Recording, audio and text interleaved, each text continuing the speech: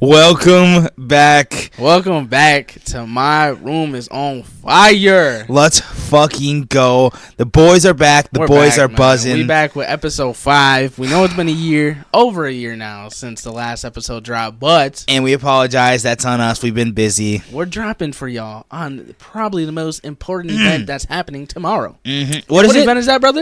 Superbowl, motherfucking Sunday, baby. Come on now. We got the Niners facing off at the Chiefs. And y'all got to let us know. Who are y'all going for? Niners are 2.5-point favorites over Kansas City. But y'all know, do not bet against Patrick Mahomes. That is true. But, hey, I'm going against the grain. I'm going with the boy, Mr. Irrelevant, Brock Purdy. You're going with Bang Bang Niner Gang? I'm going Bang Bang Niner Gang. Man, hey, I ain't going to give y'all my prediction just yet because I'm still hurting. But he hates Pat Mahomes to the core. Hate him. And y'all will figure out why. But other than that, let's get right into this podcast. Let's get it busting, man. You want to start us off? Yes, sir. First on the board, we got the Eagles are taking a step back with all their coaching changes. So, like I told you last year, or before this year started, the Eagles would still be good. They still would be in contention, probably be like the 3 or 4 seed in the NFC. But without their coaches, they were going to struggle. And we saw that. And I can't disagree because, like, I was even telling this man last year, he was so mad that I was putting Jalen Hurts in top 5 QB conversation. It hurt. Like, Jalen Hurts was looking decent last year. He was looking good. I can't lie. 100%. But this year, like, I have to say, he's low-key been figured out. The dude can't barely advance the ball down the field without throwing it to bad coverage. And all he wants to do is get his fucking tushy push. Yeah, I mean, the tush push is the most disgusting, overrated play in the game. And it's only annoying because it's so lethal. Like, how are you stopping a brigade of strong-ass men from just advancing the ball literally a yard? Yeah. I mean, boys getting lower in the trenches, respect it, but at the same time, that's not football, man. If you're going to go for him on 4th and run the ball with your running back, throw a short pass, do something creative that keeps the viewers intact, because when you're just doing tush pushes on 3rd and 1, 4th and 1, 4th and inches, boring. And like when you got an explosive RB in DeAndre Swift, let that boy get you into him cook. Literally, like Swift, oh my god, the fact he even cooked the Vikings as bad as he did, that was his best running game. It was the whole season. It was, and that happened to be in week 2. Yeah, and I mean, I can't be mad about it. I thought, like, we play the Eagles pretty well. We have a couple turnovers, and that I mean, turnovers was our season for the Vikings. Yeah, unfortunately, bro, literally let a few of the turnovers just get out of our hair, and we have like most of the games in the bag. Oh, 100%. Like, we started off 1-3, and like before Kirk went out, went 4-4. Like we literally went 1-3 and then 3-1. Oh, 100%. With one of those W's coming from one of the Super Bowl contenders at the moment, the Niners. Yeah, that was a ugly game, but we got that game in the bag. Man, that was a beautiful game, man. And the fact we even only you were at that game, weren't you? I was at that game. Man. It was a sight for eyes, man. When Jordan Addison, him. When you told me you were going to that game, I was like, oh, preseason. But then I was like, oh, wait. He said Niners. Yeah, Niners are in town. Man. Bang, bang, CMC, George Kittle, Brock Purdy, Debo. Actually, no Debo or Trent that game. Yeah, no Debo or Trent. And that also CMC made a difference. Was kind of playing off an injury. Up. But so, you know, people still can played say what they want, but hey, we had no Jettas, bro. No Jet.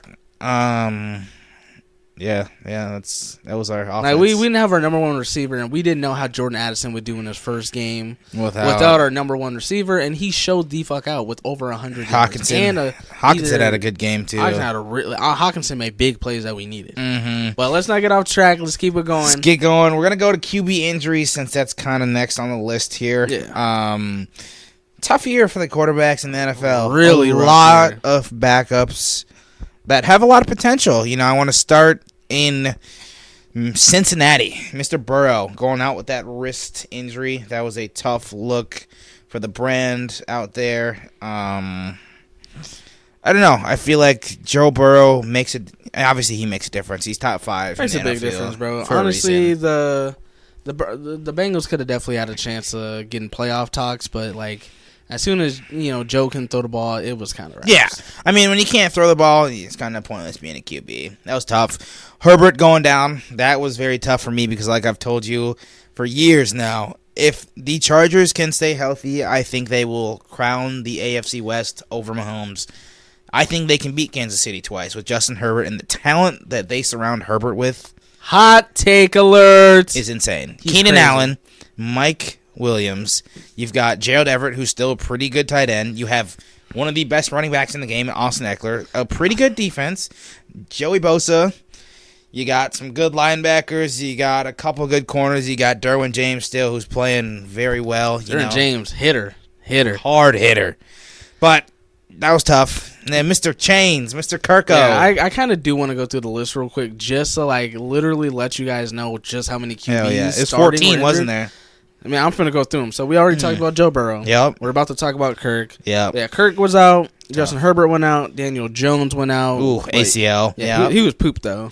Anthony Richardson went out, one of the rookies of the season. That was hard to see. Really good, man. That was hard to see. Of course, A-Rod in the first game of the season against the Bills. Yep. And then Deshaun Watson for the Browns. Man, totally forgot about D-Watt. I think the one that made me the most upset, obviously being a Vikings fan, seeing that was going down. Because Kirk is just such a likable guy, bro. He is. You don't want to see that happen to No, him. you don't want to see that happen to a guy who cares so much about his team. And it's even worse just because, the age he's at. And it's like, you got people talking about now that, like, oh, we don't know if he'll be able to bounce back. Right. We don't know if he's worth the money to even re-sign. Yeah, because what we're hearing rumors-wise is my man wants a 2-year, $90 million contract with 45 guaranteed. And it's like we have a whole lot of decisions considering we really need to pay Jettas. Got to keep Jettas happy. We just extended Hawkinson. Yeah, Vikings have some tough decisions to make. And we'll go over that. Big hitters on defense to deal with, and Hitman and Daniil. It's like we're gonna go over a Vikings segment in a little bit here. Yeah, but sure. it's gonna be some deep NFL conversations here. Yeah. Let's go to the MVP. Lamar Jackson or Josh Allen. Obviously, I'm going to rock for my guy, Josh Allen. He led the league in total touchdowns and total yards. And we will both get into why of our viewpoints of 100%. who deserved it. Yeah. I thought Josh Allen, leading the league and having the most touchdowns, that's deserving of the MVP. I think that's what the MVP award is, having the best stats. Yeah, which is valid. Also, I got to make a case for Lamar, too. He led the Ravens to the number 1 seed, right? If Josh Allen led the Bills to the number 1 seed, he'd be the MVP, I'd hope, right?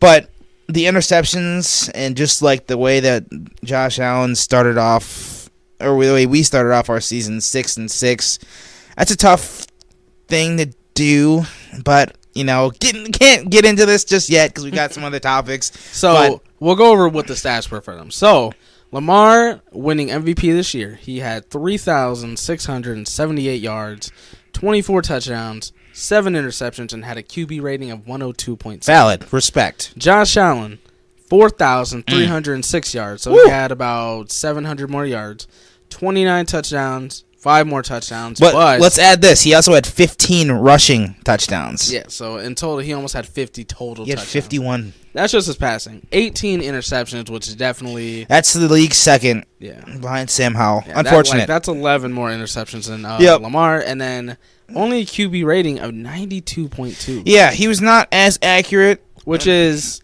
tied for his 3rd worst in his career. Yeah. I mean, I don't want to make excuses here. There was a lot of injuries for us, and I'll get into that too as well. But, hey, my guy battled it out, finished the year out strong, put up some great stats, and if I wanted anyone to win the MVP, it'd be Lamar. Which makes sense, because, out of all the, MVP, candidates, Dak, he had a case in maybe, week, 11 to fucking 14. Yeah, but then when you get blown out by Buffalo, man, there goes your MVP. Yeah, it's crazy because all we need was maybe a few more games from Dak just to show that he can do it against top 100%. teams too. And 100%. maybe he would have definitely had a shot. If he beats the Niners, then there's a different conversation where Dak would be the number 2 and Josh Allen would be the number 3. Seriously. And it's then you see what he does against the Packers in the playoffs, getting beat up by a rookie with a bunch of rookie wide receivers. And hold that personnel. Hot topic, my boy. And it's is he really your MVP? Exactly. If he can't even propel you past a rookie team?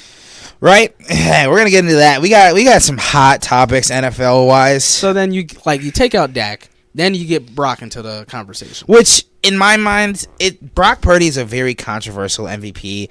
He had a good year. Everyone wants to say he's a game manager.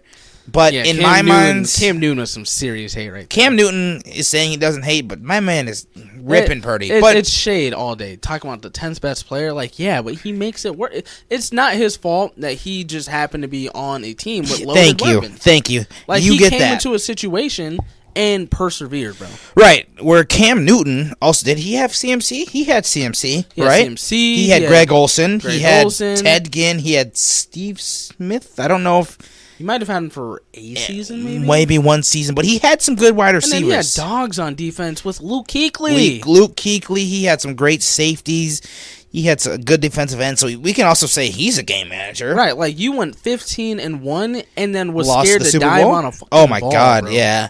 Shout out Peyton Manning, baby. I'm happy he got that Super He Bowl. let an old big forehead man and Peyton Manning dog him in the Super Bowl. Von Miller, Super Bowl MVP. Whew. That game. Won't be forgotten. Won't be forgotten. 2.5 sacks. But it's like, with Brock, you also can't say he's an MVP when you have CMC playing out of his mind.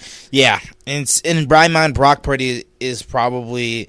I mean, Ayuk had a great season. Debo was a little banged up. Like, Brock Purdy on the offensive side, weapons-wise, is probably the fourth best guy. You literally, because you have a go-to guy always in CMC. Then it's probably Debo. Would you say that over Ayuk? I guess so, yeah. Because Debo, they run a lot of jet sweeps with him, too. Yeah. But Ayuk, I say very toss-up. Very toss-up. Very toss-up. Because Ayuk can go down there, catch 100%. The best of them, get you into great route runner, great hands, very physical, like too, I say, well. in crunch game situations, Ayuk is go-to. Oh, if you just 100%. need to get the game, accelerated, get it going, Debo's your man. Yeah. And then it's even crazy because you have those three. You have Debo, Ayuk, and CMC. Already three big threats right there. Hell and then yeah. you have your sleeper in Kittle. Yeah, everybody wants to forget about Kittle because he blocks so much. My man Kittle is a top 4 tight end. I'd say he's up there for sure. Besides maybe Kelsey, Hawkinson, Mark Andrews, Kittle, yeah. And then honestly, might have to slide Sam Laporta in the top 5. Laporta, man, what a rookie season he had. Dog. But I want to say sleeper tight end that most people probably don't appreciate, Cole Kmet. I loved what he did with the Bears, bro. Dude, thank you. That is a very hot take, and I love it. Kmet made me so happy. Like, oh my God, he can catch some crazy balls. Yeah, yeah. Like, whoa. But I'm mad that when Justin Fields went out and they had Tyson Bagent come in. Bagent was not targeting, bro, for the first few games. Bagent, shout out D3, Mr. Bagent. Man, I like the confidence the man has. No, I did though, for real. Showing up in your NFL and your debut and actually playing a pretty decent game. But it's respect. Man, I appreciate Kmet a lot more. And it's I'm not gonna be a hater just because of course the Bears are a divisional rival. Right. Kmet, I love to see. Give that the man boy his play. flowers that he deserves. Big time. 100%. All right, so we're going to stay on the Josh Allen topic. Does Josh Allen save the Bills season? And then we'll get into the Bills versus Chiefs playoffs. So, First part, Bills going into their bye week, right? They're 6-6, coming off an ugly loss, I believe, against the Broncos, or it might have been the Patriots. Yeah, those were 2 games in my mind where I was like, what the hell are we doing, right? So, in that week, we fire Ken Dorsey, which oh my God, Ken Dorsey has been a problem. Terrorist. He's been a problem. He does not use James Cook, which also I thought James Cook was a sleeper of the season. And don't forget, because they literally had a game where he was go-to all game. Yep. He was cooking for 140-some yards, and Josh Allen only threw the ball maybe 7 times. That was against the Kansas City Chiefs in the regular season. Yeah. That was the game where I was like, okay, we have found something in James Cook. I think that solidified that, we have a run game. He's go-to. You can go to him when you need it. And I also want to make this point. We were throwing the ball 55% of the time when Ken Dorsey was the OC, which was very frustrating because I was like, oh, shit, we can use James Cook because we were so Josh Allen reliant, and we have been for years because we haven't had a run game. And it's not a problem because Josh Allen is built like a truck. Hard as hell to take down. Many players say it, but it's you don't want to put that much wear and tear on your QB because, like, yeah, whatever he gets hit doesn't take like a serious injury, but it's gonna take a toll. My man is 27 years old, Literally. right? He's playing out of his mind. He's had fucking the last 3 seasons. He's put up insane numbers, Arguably in his prime. Oh yeah, he still is for sure. But it's like when you are getting hit that much, like his shoulder is starting to be a problem. His throwing shoulder. Yeah. Like luckily, hopefully nothing else is, but like bro, like then, that's a scare. And then you got players in the league now that are like doing dirty hits, leading with a helmet, aiming at spots they shouldn't. Kirby Joseph, bro. He took out Hawkinson, then he also took out Tyler Higbee. And that was, oh my god, Higbee's was so bad looking, bro. Yeah, caved in his leg. I don't understand, like why. I don't understand that. And Lions fans are disgusting. Shame on all y'all for thinking those are completely legal. That was...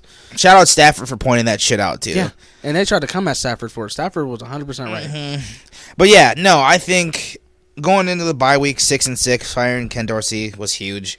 We go out after... No, sorry. We were 6-5, played the Eagles, lost in OT, which Josh Allen played a hell of a game there with our new OC, Joe Brady. Yeah, because you guys then got, knocked out of the playoff, picture. Oh, yeah, we were out of the playoff picture. In the hunt, and then a lot of teams moved up. You guys literally had to win, your next few to even stay contending. Went on a spree. Went on a 5-game win streak and finished 11-6. Mm-hmm. Won the AFC East, which was huge. Spanked the Miami Dolphins. Because if we would have lost that last game, there was a chance we didn't make the playoffs. It was either we get the 2 seed or it'd be like the 7 seed and playing Kansas City in Kansas City that first round. Yeah. Which brings me to my next point. That Kansas City game, I think I think that was probably the most heartbreaking loss for me, minus the AFC Championship loss and that overtime loss, because McCole Hardman fumbled, and I was like, oh, shit, I'm glad he fumbled. That kind of saved our ass. Otherwise, we probably would have lost. Facts. Then and there by 10, maybe 14.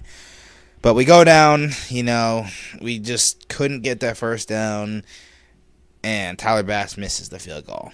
It's not even like a regular missed field goal. He wide righted it too bad. But the thing is, he started it straight and then it moved, which I was like, yo, this shit is kind of wicked, because the flags were not moving to the right, which I was like, meaning he must have just maybe angled his foot off it a little bit to 100%. Where it kicked straight, but started spinning and wobbling and just went right. Yeah, that thing literally went up, shot right. Yeah, it was by far probably the worst kick I've seen since fucking the kicker on the Cowboys was missing 4 last season. That was, what is his name? We're gonna think Brett Maher, I'm pretty sure. Yes, that dude Brody is not even in the league. I don't think.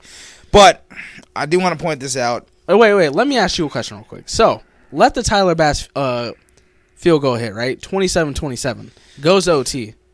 Do you think your boys close it out? Here's my thing. Before we even go to OT, there's a minute and 40 seconds left against Mahomes.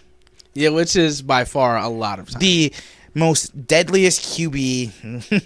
Considering we lost we let them tie it with 13 seconds left back in the day. A minute and 40 seconds is already too much. The man's been cooking us in the second half. Spags is dialing up that defense. Our defense is looking like shit. Let me mind you here. It's also frustrating because we were missing 7 of our key guys. Yeah.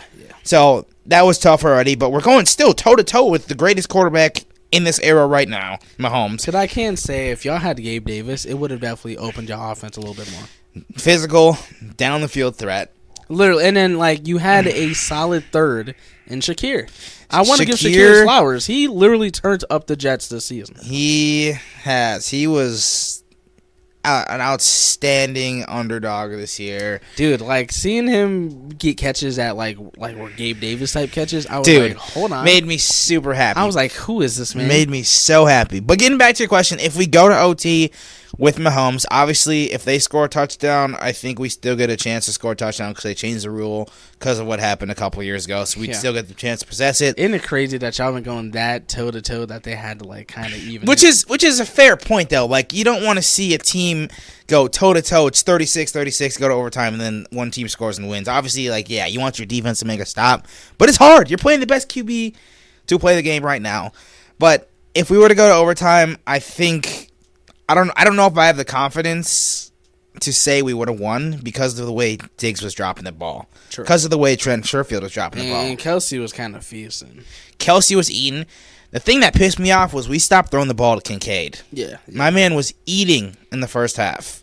You know, I think if we got a stop and we held them to 3 and we go down the field, I think we could punch it in for 6 and win. But if they scored a touchdown and we had to respond, truthfully, I don't know. Because that's a lot of pressure on Josh Allen. And that defense of the Chiefs, I'm going to give them their flowers. Yeah, especially when you can't advance it to your number 1 target because he's getting double teams. And okay, I'm going to say this. This isn't even hating. This is hating. No, I go fucking ahead. hate L'Jarius Sneed. Oh. He pisses me off so bad, bro. 100%. Him and Trent Duffy, they're good, though. Bro. They're good. That's what makes me mad. They're good, but I hate them so bad. First of all, they get a lot of, like, shit to get out. Like, against us, when L'Jarius Sneed took off his helmet, no penalty against it. Yeah.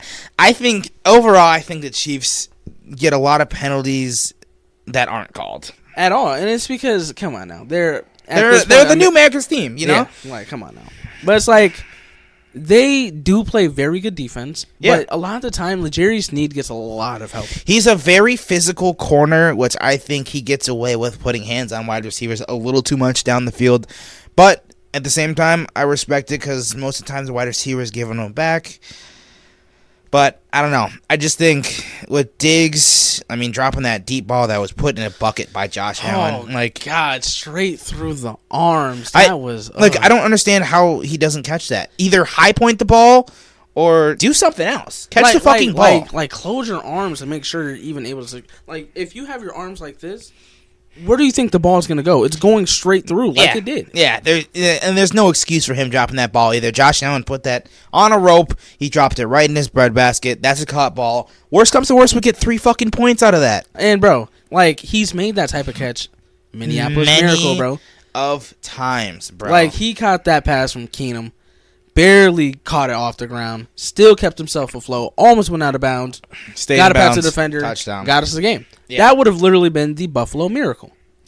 It really would have. And I think it was just a painful game to watch because it's just like, my dad's a Chiefs fan, so he was giving me the shit. But at the same time, I couldn't give it to him back because it's like, yeah, the Chiefs played better, but we missed a fucking field goal at the end. So it's like, I can't really say much. But I do want to say this.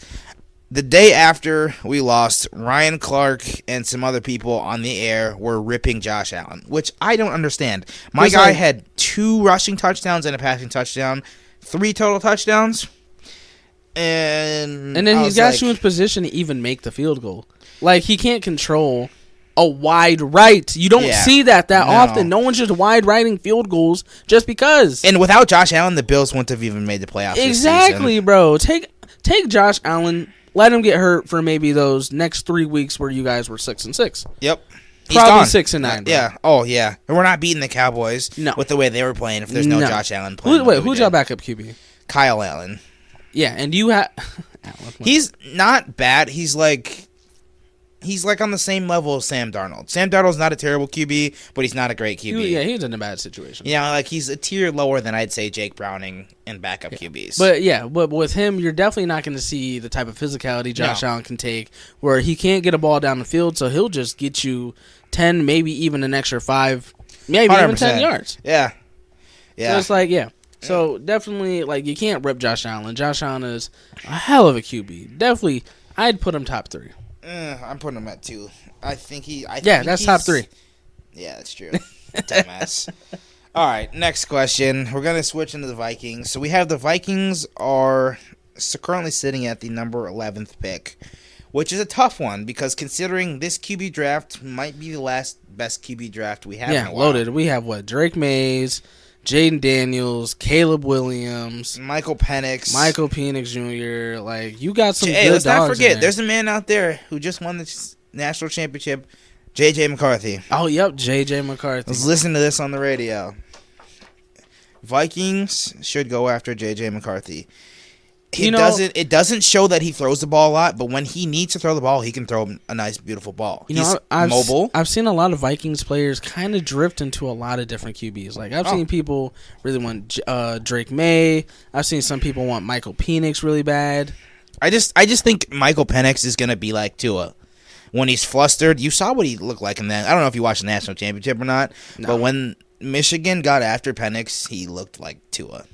Yeah, didn't they both play not that great though? The thing of Michigan is their run game was great, and they just couldn't stop the running game, so they just ran it down their throat.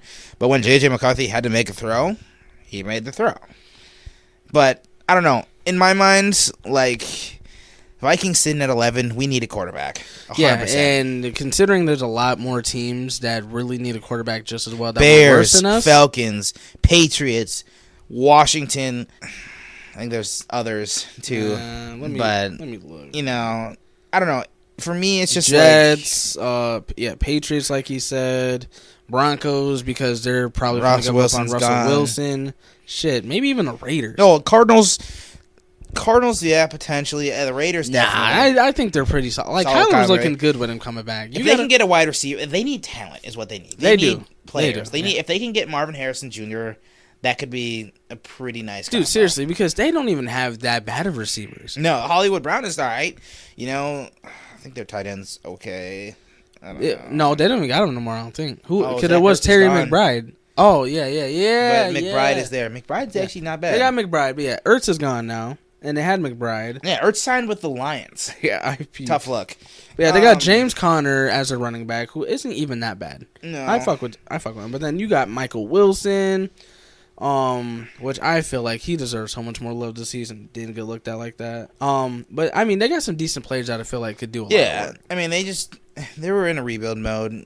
It's tough. But talking Vikings here, obviously, you know, we have players we need to re-sign, and we need to... We got players we need to draft, players we need to re-sign, and it's just like, what do we need to give We have big holes. There's big holes that need to be filled for the Vikings. Yeah. QB is number one. QB's, yeah.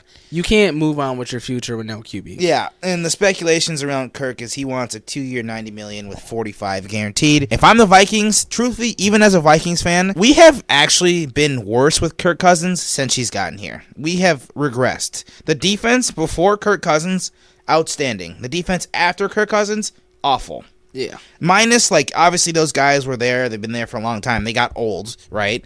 And fell out of their prime. But we've had one draft hit on defense, and that's been Daniil Hunter. Harrison Smith has been there before Daniil Hunter. And I will say that a couple of free agents and even unsigned guys that we picked up this year, like Ivan Pace, fucking amazing. Great. Kai Blackman was doing all right. He just needs experience. Our pickup and who was it? What was he, a safety or something? Louis Seen? No, ew. He is the worst draft pick we have made. He was by far probably one of the worst. Andrew Booth has been terrible. Yeah. I don't know. For me personally, I like bringing back Anthony Barr because he's been in our organization before. Yeah. I was sad that we had to cut ties with Eric Kendricks because he was great. Cameron Bynum played a hell of a year this year. Byron Murphy played like shit. Yeah, that's what I was talking about. You think he plays shit? I did not think... Dude... I mean, he had some good... He had some good moments, but he also had some terrible moments. Yeah, I feel like it was a definitely 50-50 type draft because I feel like, half of our guys went out there and did what they needed to. Half of our guys kind of underperformed. Maybe they're just weren't fully ready their first year. For sure. And also... definitely do better. Yeah, also bringing in a new defensive coordinator from... Ed Donatel, who just sit back in coverage. That makes me so mad is that we had Ed Donatel. Dude didn't care how many points we gave up just as long as we scored more, which is a horrible mindset. That's terrible. And it's even worse that we somehow went 13-4. We went 11-0 in every one-score game that we played that season. Do you honestly, looking back on that year, do you think that was luck? That we went 13-4? I don't think you can call 11-0 in one-score luck. I mean, if you do, sure. But, like, how many teams would you ever see do that? Yeah, it's a fair point, but also, like, you got to think, like, I'd say we used up all of the good juice that we could have had that year. And then we lost to the Giants. Yeah. That kind of, I feel like, shifted it, literally. In a one-score game. Yeah. What a tough way to go out, right? Mm-hmm. Karma hit us. But it's like... I don't know. I feel like... So, for me, watching the Vikings play the Bills last year, and we beat them... And then coming back against the Colts... Right, but there's no reason we should have been in that situation with the Colts. But with then the Bills, remember, Ed Donatel. Oh, 100%. Wasn't even surprising. But also, our offense against the Colts that game was dog shit. First half, for sure. First half was, oh my God, how do you let them get a blocked punt return immediately? Like, that made no sense. That was a tough way to start. I don't know. I feel like it was a hit or miss. I feel like it was lucky, but I also feel like it wasn't lucky at the same time. But then again, think again if we had Kirk healthy. Like, all the games that we watched Dobbs in, we watched Mullins in. Yeah, Dobbs got us 2 very lucky wins when he first got here. Dobbs used up his magic very quickly. Yeah, like that Falcons game, I feel like Kirk would have murdered him, bro. Dobbs was okay in that game. He got lucky to make a few good catches. Ran really well. I really liked his running. His throwing was, 50-50. I think what we can tell with the Vikings offense is we need a mobile quarterback. Because you think about it like this. If Dobbs was as smart as Kirk and played like Kirk in the pocket, but also could use his fucking legs, we'd be insane. So, like, if we were to trade the fuck up and get a Drake May who is mobile and 6'4", has a great arm, that's who I think we should target. Personally, I think that's the crazy part. Because, like, imagine we have a QB that has Dobbs' feet, has either, Kirk's arm. Give me Kirk's arm all day. I mean, you could even say Mullins' arm. Mullins can throw. Yeah, Mullins and Kirk have say, a like, Mullins' arm, Dobbs' feet, Kirk's IQ. Yeah. That would be such a perfect QB. And that's what I think Drake May is to me. I think, like, I've been seeing this on Facebook, like, yeah, the Vikings should trade all the way up to get no more pick. But you got to think about what we have to give up. We'd have to give up JJ, Daniil Hunter. And maybe a first-round pick. Probably a first and a second-round pick. That's 2 of our core guys, plus a first and a second-round pick for a QB who could be a bust. He could be like a Johnny Manziel, the super hype in college, which I don't think he is. I think he's a great quarterback. He needs to get put in the right system. But everything's unguaranteed until you see it happen. 100%. And I also think, like, Jaden Daniels, I've been seeing, like, we should go after Jaden Daniels. He's kind of like Lamar, bro. He could get banged up. And if that's our franchise QB, I don't know if I want that. Yeah, and it's like the Bears have the first pick, and they were asking for literally 3 first-round picks. And it's like, no, who's doing all that to gamble on a QB who we might not even know pan out? If I'm Washington right now, I would send 3 first-round picks for Caleb Williams. Yeah, because what is there to lose for that team? Reason why, Cliff Kingsbury. Caleb Williams was at Oklahoma when Cliff was the coach, I think. Right? Can't even tell you. Or maybe he was the OC. I don't know. But they have ties back to when he was in college. I think him in Washington with Scary Terry. And they got some other wide receiver who I think is good. Curtis Samuels. Yes, he's good. And they got playmakers, bro. They have good they have good running backs. My thing with Washington was the Chase Young and the Montez Sweat. Do not get rid of Montez Sweat. That was dumb to me. Chase Young, I can let him walk. Barely anything either. Like, yeah, Chase Young may not have been as great because he still isn't like great on San Francisco either. I don't think he's that great for them because like you already have fucking Fred Warner. You got Nick Bosa. You got Trent Williams. Like you have so many Hargrave, Travarius Ward. Like you have so many dogs on their defense that like Chase Young, which is a big miss for them. Like Chase Young is just basically another piece. He's another body. But it's like the Bears are not that great. They definitely got better the second half of the season. And adding Montez Sweat to a team that's already about to start rebuilding a lot, you're just like overpowering them at this point. Oh, 100%. And Montez Sweat easily made a huge difference for their defense. Oh, and it fucking showed. Yeah, they look good. So the biggest re-signs for the Vikings, I think JJ or the re-signs. Sorry, re-signs would be. I think we got to let Harrison Smith go. That cap hit of $16 million is going to hurt us. You have to I think, in my mind, it's a hit or miss with Kirk, right? Depends on how he's looking. If he can move. I feel like it depends on what we do draft-wise. Yeah. If we do move up, try and get a QB, and we do get either one of like the 2. If we can get Drake May, I'd let Kirk walk. Yeah. Unfortunately, I'd let him walk. I think what you do is you don't start Drake May right away. I think you let Mullins start a few games, right? If he starts looking like Mr. Nick throwing the 3 interceptions, man, that's literally one thing they got to hopefully let practice. Drake May get in there, take over. I think you have to extend Darrisaw. You have to extend JJ. You let Madison walk. Yeah, You 'cause, re-sign Cam Akers. Yeah, literally him and Chandler. That's a disgusting duo. Like, come on now, they're both explosive. They're dynamic. They can block. You re-sign KJ Osborne too as well. And most people might not get that, but it's like he's a key piece to our offense. Honestly, you still have so many dogs on our offense that I will not ever say different. Like, you have JJ, of course, a big hitter, possibly the best wide receiver in the NFL. 100%. You have Jordan Addison, who was by far a top probably three rookie receiver. Probably the second best. Behind Nakua. Nakua was by far number one, but like he also had a quarterback who stayed healthy all year. Yeah, and it's like you give Addison Kirk all year. He's getting maybe 15 touchdowns. He's definitely cracking over 1,000 yards. Yeah, even almost cracked 1,000 with Mullins and fucking. Yeah, I think he was like 30 yards shy. Yeah, I don't know. There's some big. I feel like there's some more names we're missing, but I ain't really tripping about it. True. Let's go into top 5 QBs, AFC, NFC. Yeah. So this is. We were talking about this literally like Wednesday. A couple days ago. Like, we were racking our brains just talking about top 5 QBs altogether. So instead of doing that and arguing about it, we're just gonna do it by conference. So we're gonna do top 5 in the AFC, top 5 in the NFC, and then we're going to say, like, kind of sleeper QBs who could ever even, slide into them spots. Hell yeah. So go ahead and start it off. Give me your top 5 AFC. Top 5 AFC, obviously, Mahomes is in his own tier. Which is, you can't even disagree with, even if you're a Pat Mahomes hater. Which I am. You got to look at what he does. Like, come on. They lost Tyreek. Everyone counted them out. Assumed they couldn't get back to where they were. Boom. Won a Super Bowl without him. Boom. Back-to-back Super Bowls without him. Whoa. And beat him. Got him out the first round. Yeah, I mean, you can't do much when you have Tua, but I don't want to get into it. But it's like, come on. Pat Mahomes is proving that you need him. He's been to 4 of the last 5 AFC Championship games. The only time he got knocked out was by the Bengals. Yeah. No, he's been in the last 4 or 5 Super Bowls, wasn't he? Yeah, Super. I think he's been to the conference championship like the past 6 years. He's going for his 3rd. Yeah. Because he's beating the Eagles and he's beating the Niners. Yep. He lost to Brady. Yeah. Top 5 AFC, yep. I got Mahomes 1. Easily. I'm going to put Josh Allen 2. For me, like last year, I remember ranking Burrow over there just because he's been to a Super Bowl and he's beaten Mahomes in the playoffs. Like, yeah, respect. But Josh Allen saved the Bills season. He's playing exceptional. Until Burrow comes back, and if he has a better year than Josh Allen, yeah, we can have some talks. I'm going to put Josh Allen, too. Yeah, at the moment, because, like, come on. Joe Burrow got hurt. You can't really put him top 5.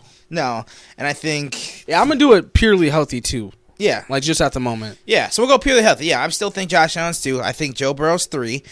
I don't really know if I have a 4, because, like, if Justin Herbert were... Like, Justin Herbert's rookie year, when he stayed healthy and his whole team was actually decently healthy, they were good. I think... It's hard for me. Him and Lawrence are like there. They're like kind of. It's tied. They go back and forth with either being really good or really bad. Really bad. I think C.J. Stroud for me has probably. Oh, hold up. Pause. Don't forget, you're forgetting the MVP in the Lamar. conference. Hold up. I think Lamar is 4. I'm putting Lamar 4. I think I'm honestly going to put C.J. Stroud over Justin Herbert and Trevor Lawrence. I can easily give you that. Come on. The boy was barely throwing picks. He can fucking launch that bitch down the field. 4,000 plus yards in your rookie year? No, 100%. I think you guys can rip me apart for putting Lamar so low, but you also got to think about it like this. My man had a week off to prepare for Houston, beat them. Then you have Kansas City coming to your place, and Kansas City doesn't score in the second half, and y'all still lose. Yeah. Y'all have the number 1 defense, which, yeah, y'all defense did your shit. But you as the MVP, not beating Kansas City at home after them not scoring in the second half. Like, don't get me wrong. Spags is great. Their scheme and everything is great. But that's a fucking terrible look. That's why I got to put Lamar 4. And they're letting a rookie wide receiver do him in. Rashee Rice. He's nice. Props to the boy. He's nice. He was definitely one of my favorite wide receivers outside of like Addison and Nakua to watch. Yeah, for sure. Even Jaden Reed. I'll give him his flowers too on the Packers. Jaden Reed. For sure. That boy can make some catches. He's tough. He's tough. My top 5, obviously, I will also go Mahomes number 1. Yep. Like, I already explained why you literally can't count him out. He's in his own league. Bro. He is undoubtedly number 1 in the AFC. Number 2, I will have to give it to Josh Allen as well. Because Allen, like, come on now. He is a fucking dual threat. That boy can run. He is a tank. It is so hard to hit him and take him down. Hey, you remember when you put Jalen Hurts over Josh Allen last year? Yeah. You won't let me live that down. I will not. Well, keep going. My bad. Keep going. Yeah, Josh Allen, he can, he can scan the field really well. He can get it down there. He can float it nice. He, run when he knows to run. Mm-hmm. And it's how do you not put him? He's got great instincts. Yeah. It's my boy. Number 3, Lamar, all day. Lamar over Burrow? Over Burrow, yes. Dude, Lamar. Okay, see, for me, that's a hot take. And I'm going to ask you, respectfully, I'm going to ask you and why. I'm explaining 100%. every pick for 100%. why they're there. So, look, of course, we haven't seen Lamar healthy for, 3 years. Since, 2021, I'm pretty sure. This is his first year since his other MVP season. He's played a full season. Yeah, yep. So it's you see what he can do when he is healthy. 100%. You completely see how different the Ravens play with Lamar. Oh, yeah. Oh my God, as soon as a pocket opens up and he sees nothing down the field, he'll go from the 20 to the 50. He'll 100%. go from the 50 to the 80, and then boom, end zone dot. Did you say 50 to the 80? All right, my bad, 50 to the 20. But yeah, he can literally pick up 20 to 30 yards running, no problem. Yeah, no, for sure. And then it's impossible to sack that man. Yeah, Lamar in open field He is so fast. He is so agile. Mike Vick. He can get out of all that, bro. Mm-hmm. And then still have, his O-line is amazing to even give him that much time to even float it down the field. And then, being able to find Flowers all the time, getting down to Andrews, Aguilar, OBJ. Andrews was even hurt for 6 to 8 weeks, too. Yeah. And it's you're missing your, star tight end. You have Isaiah Likely coming in and still balling out. Hot take, he might be top 10. Yeah. I like Likely. That boy, he is big. He is big. Big, he can strong, yeah. But yeah, that I can't see why Lamar would be pretty low. He's too fucking nasty as a QB. Okay, so I get the understanding of he's super good, can make plays in the open field, but he hasn't made a Super Bowl. Neither has Josh Allen. I will say this: he hasn't made a Super Bowl. He hasn't beaten Mahomes in the playoffs. He's got a pretty ugly home. To be fair, he's just getting back healthy, all right? Let him stay healthy for a few more years and see what he can actually get his team to advance. That's valid. Because I don't want to count him out just because this one run that he got to the conference championship. He made it farther than most teams have in years. So it's you gotta give him some props. I'll give him his flowers for sure. He's back on his first year healthy, and you see that they go to the championship. When he's gone and they're having a good season, they're out of that. They'll maybe make the playoffs and be down at the wild card. So 100%. I got to put him 3.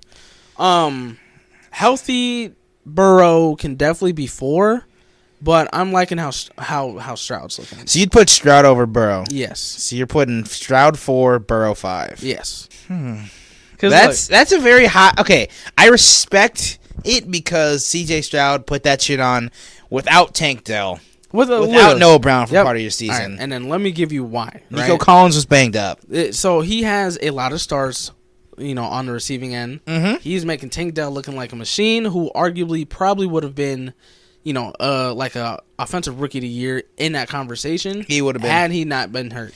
Yeah, that broken leg was tough. I don't think he would have gotten it over Nakua because Nakua was just eating. No. But he would have been up there with him. He would have been up there with Addison. He was nice. I was liking how he was looking. So he's the 3rd best wide receiver in that class. I'd say so, yeah. Yeah, I don't really remember who else. Because the top 5, I'd say, is Nakua, Addison, Dell, I'd say Flowers, and then I'd say Jaden Reed. Yep, no, that's valid. I'd say that's my top 5. But CJ, he's so poised to be a first-year player. You rarely ever see that, and I also bro. think that's part of him going to a good school in Ohio State. I think the key part for me with C.J. Stroud being so good this year was him playing Georgia. I thought him playing Georgia, even though they lost on that game tying field goal, I thought him battling with the best team in the country after they lost to Michigan, they get back in, they play Georgia, and they lose by 3. They should have won that game, too. And look, I think him losing that game, too, gave him so much fuel to do what he was able to do. Because, come on now. You have him with a grudge, losing the national championship. He has a rookie coach. He's a rookie. He has a rookie wide receiver, a couple decent guys on a receiving core, and then they were an all-right defense. And let's not forget they got Will Anderson with the 4th pick. Yeah.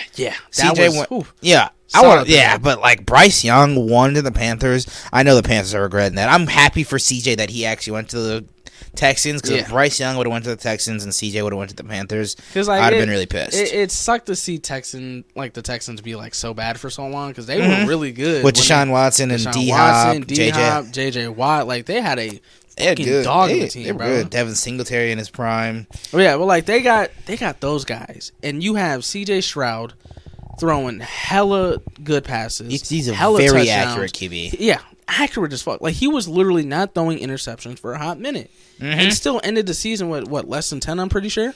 Yeah, he was same thing as like Lamar, 7, I think. Yep, led them boys to the playoffs. In his rookie year in the playoffs, beat the Browns, who were favored. Oh, let's also not forget, they had to beat the Colts to even get into the playoffs. Exactly. At home. Then they played at home the next week, which I took the Browns because I thought Joe Flacco would handle business. And who'd I take? You took the Texans. I took the Texans. Respectable. And it's like, I respect CJ Stroud just for all of that in his rookie season. Hell yeah. To even get, like, he arguably could have even won in the fucking divisional. Like, if he had his weapons, I think Nico Collins is good. I think Tank Dell is going to be great. I think Noah Brown is all right. I think the add to Dalton Schultz was great. I think that Texans O-line was having trouble just with the crowd noise, which is understandable. You're a young team. If they can add, I think, like a veteran wide receiver who is still somewhat in his prime, kind of like a Michael Pittman. Yeah. Because, I'd say, if you could swap someone out for Noah Brown and get, Or a T. Higgins. They have the money to go and get... Imagine Tank Dell, Nico, and T. Higgins. That's a deep field threat every time. Yeah. That would be nasty. I'd propel them up there. Damn. And what I tell you earlier, I'd like him going to Jacksonville. Yeah. I like T. Higgins going to Jacksonville, but nah, switch it up. Houston would be a nice pickup. Yeah. But yeah, I'd put Stroud for... Because they don't have to pay CJ. CJ's going to get his bag no matter what. As long as he stays healthy. He's got another 2 to 3 years on his rookie contract or something like that. Yeah, rookie contract. Because JJ's in his 4th year. So he's got... Yeah, because JJ can get a max bag now. Yeah, 3 years. Because he was on a max rookie extension or something. Hell yeah. But Burrow obviously isn't bad. He went to, the Super Bowl in his 2nd year? Yeah, with a terrible O-line. Yeah, with not that great of a team. And they arguably could have won that fucking Super Bowl, but... Aaron Donald wrecked that game. Aaron Donald was doing it to him, and Cooper Kupp was just... the best white man on earth that year. He was. I don't know why. OBJ was in his fucking OBJ. Oh my god, I'm so mad he got hurt because OBJ was actually doing really good with them that year. He was. But it's you have Joe Burrow with a pretty decent team. He has Jamar, he has T. Higgins, he has Joe Mixon, he has a decent defense, and it's they can do what they can do because Joey B is Joey B. It's Joe cool, man. Joe's always gonna be cool under pressure, which I respect. But it's there's times where he just can't get the ball down the field. Especially to Jamar. And Jamar really always wants the ball. And, arguably, he's like Jettas. He can catch them, crazy balls where he can probably catch in front of a few guys. But it's there's sometimes he just kind of struggles with that. And, he'll get sacked. I just also feel like, Burrow, that offensive line in Cincinnati is still under construction. They need to get that shit figured out. So, Burrow hasn't slipped much. He was definitely top 3, a few years ago. But... you got really good upcoming talent in the AFC at this point. Mm-hmm. You have Anthony Richardson, who's going to come back his 2nd year. He could definitely turn into... I don't know how I feel about Anthony Richardson, though. I feel like he's great. His body frame is great. He's got a great arm. But, even in Florida, his completion percentage was terrible. But look, again, give him a full season. He does have Shane Steichen now, offensive head coach. And the Colts got a nice team, bro. They got some dudes. I really like. But Michael Pittman's a free agent this offseason. I feel like he'll resign. Jonathan Taylor also. Jonathan Taylor might be gone, but you never know too. He might actually rock with A. Rich, bro. I don't know. But it's you got A. Rich coming back. You still got young guys in Herbert, T-Law. Yeah, AFC. You got Will Levis coming up with the Titans. He could turn up good. Never know. They need players though. They're down bad. Exactly. You got some good QB talent in the AFC. You can't lie. NFC. What are your top 5? This was the struggle for me. Yeah, because Brock, Dak, Jalen Hurts. I think arguably Jared Goff, Kirk Cousins, and also Jordan Love. Yeah. I'm going to give Jordan Love his flowers. I think he belongs in this top 5. Now, I'm going to immediately take out QBs obviously aren't that great. Sam Howell, not in the conversation. No, Daniel God. Jones, not in the conversation. Don't know how he got 40 Geno million. Smith, not in the conversation. Kyler Murray is good, not in the conversation. But we also got to think about Matthew Stafford. Matthew Stafford could That's why I also didn't say belong- Matt Staff. We will talk about him. Justin Fields, obviously not in the conversation. Well, okay, hey, he's not bad. He definitely showed a lot. We're going to save this. He definitely showed a lot more of what he can do, but he's definitely still not towards the top. Derek Carr, poop. Baker Desmond Mayfield, Ritter, though? poop. And Bryce Young, rookie. We won't even. Baker Mayfield, though, we're going to see. This is where it gets bro. hard for There's me. Sleepers. All right. You want to go first or me? I think, I don't know. This is kind of like a deconstructed for me. Like, I don't know, man. Like, one, it's hard to put Purdy first because of the weapons he has, but when he has those weapons, right? Like, Dak has CeeDee Lamb, Dak has Brandon Cooks, he also has Ferguson. Like, Goff has Amon-Ra, he has right? Sam Laporta. So, like, these QBs have players. Like, they all have weapons, bro. So, like, for me, I think it's hard. Because, like, all right, let's think of, like, the receivers for these QBs real quick, right? So, like, we'll go Dak. He has CeeDee Lamb. And Brandon Cooks. He has Brandon Cooks. He has Michael Gallup. Mm-hmm. Purdy, of course, he has Ayuk. He has Debo. He has Juwan Jennings. Kittle's a tight end. Stafford, he didn't have Kupp much, but and he has Nakua. Cooper Kupp and Nakua, literally. And then Kyron Williams is a really good back.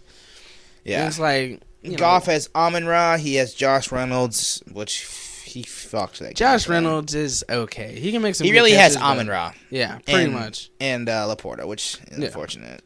Jordan Love, he has a lot of young guys. I think Christian Watson can stay healthy. He'd be good. Christian Watson, you got Jaden Reed, you got what's his name? The other one, the other young guy. Jaden Reed.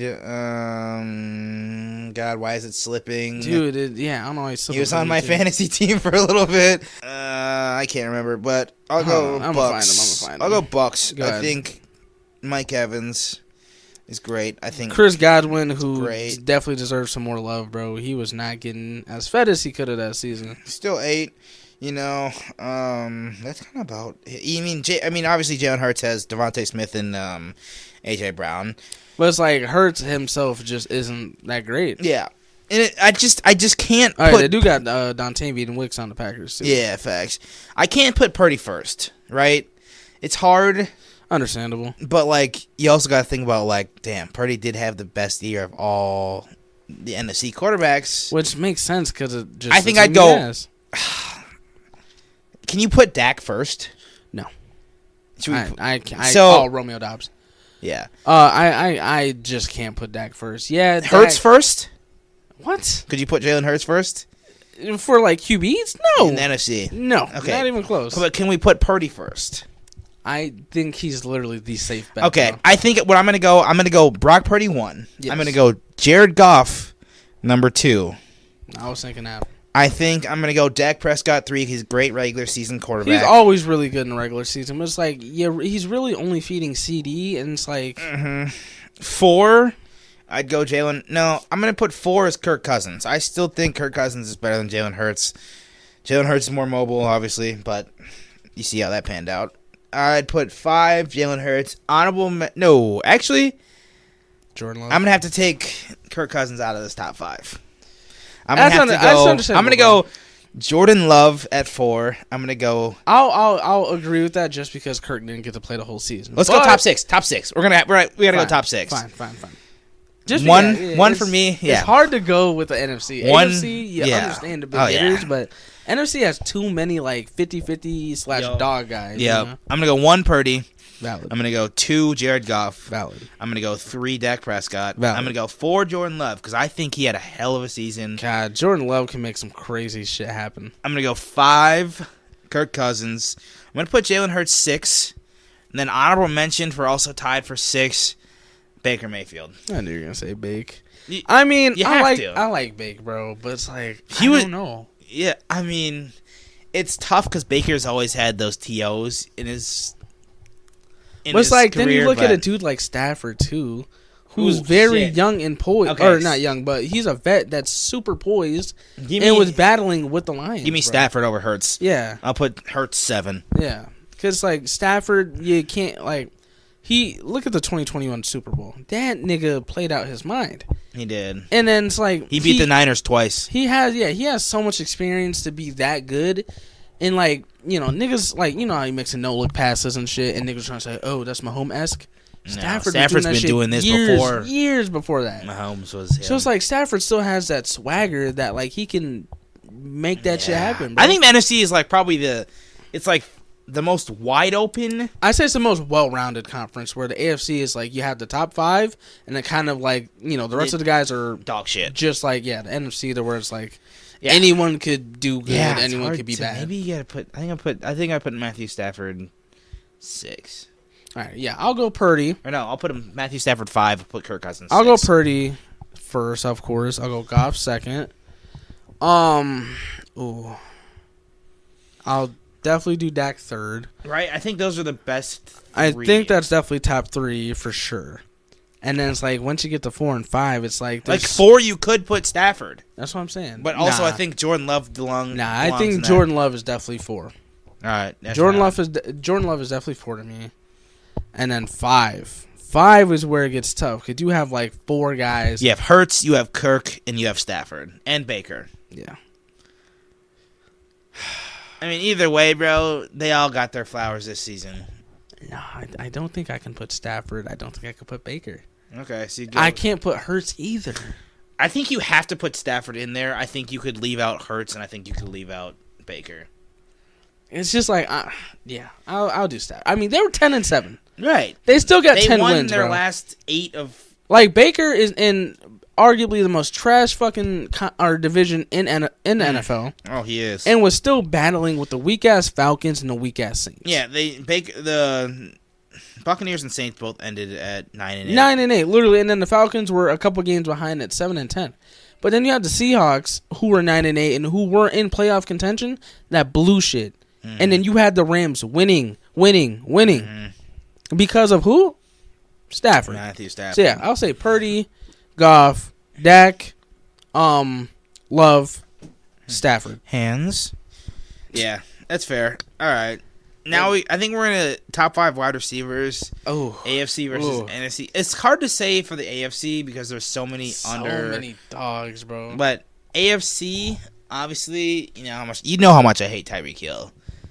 Are you number 1 Tyreek? No, hell no. I was about to say.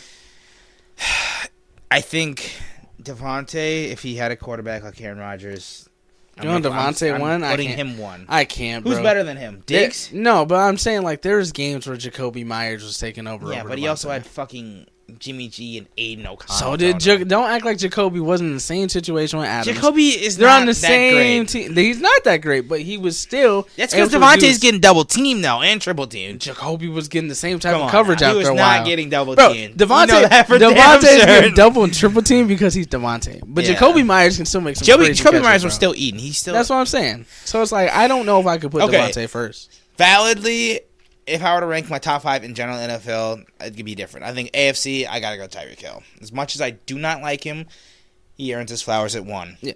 I think my man in Buffalo, Diggs, is 2. I don't know Because his route running. Well, obviously, yes, he fell off. Yeah, I might have playoffs. to make him slip, bro. But I like Adams, like him and Adams. Ooh, that's such a tough 2 and 3. Yeah. I'm gonna stick with my guy. I'm gonna put Diggs 2. I'm gonna put Adams 3. Oh shit! Hold up. Nah. My bad. I'm gonna put Jamar Chase 2. Yeah, so don't forget him. I'm gonna put Diggs 3. I'm gonna put Adams 4, and then I think a sleeper, Keenan Allen 5 in the AFC. Okay. Am I forgetting someone though? I feel like I'm forgetting. So look, I'm gonna tell you a lot of good receivers that you just probably didn't think of. So of course you got Michael Pittman. He can make a lot of noise. He was a juggernaut in the Colts, bro. Don't forget, Gardner Minshew is his QB. Yeah, fair. And he was still racking up 80, 90 yards. Yeah, fair. Right? Again, Nico Collins, he was getting a lot of 100-yard games, Not bro. top 5. Okay. No, I'm not saying top 5. No, I'm just saying saying the top receivers for these teams. Of course, Jamar Chase. You can even slap T. Higgins in there because he's making some shit happen. Wilson, though, with a healthy A-Rod, could be in top 5. I'm not putting Garrett Wilson nowhere near top 5. He's good, not top 5, 8? bro. Top 10. Okay, valid. Damn, dude, the Browns. I mean, Browns Amari have Cooper, but not top 5. Steelers, George Pickens didn't get used that much, and fucking Deontay Johnson is. Bengals, Ravens, you got Zay Flowers, really, and that's a rookie. You can't put a rookie top 5, bro. Texans, no. Jaguars, you have Calvin Ridley. And then Chiefs, really, their number 1 receiver was again, a rookie, and he was good, top 5 rookie. That's why I'm gonna keep Keenan Allen at my 5. Okay, I'll give you number 1 Tyreek for sure. Like Tyreek almost had a 2,000-yard season with fucking Tua. Mm-hmm. I can't say. That's out. Yep. Number 2. It's a toss up though, because like you got to think like Diggs, you got to put Chase, you got to put Adams. Those are all 2, 3, and 4. You can put them in however order. I really don't care how you put this. I just went with. You're gonna hate me. Yeah. Keenan Allen too. No, I don't hate that. I think Keenan Allen. He's a very good route runner. Keenan Allen, when he great was healthy, hands. First Towards the Vikings. You know how crazy it is to even have multiple 10+ reception games. Yeah, that you're that 3? Trusted. Multiple. Yeah. Like that does mean more than 2. Yeah.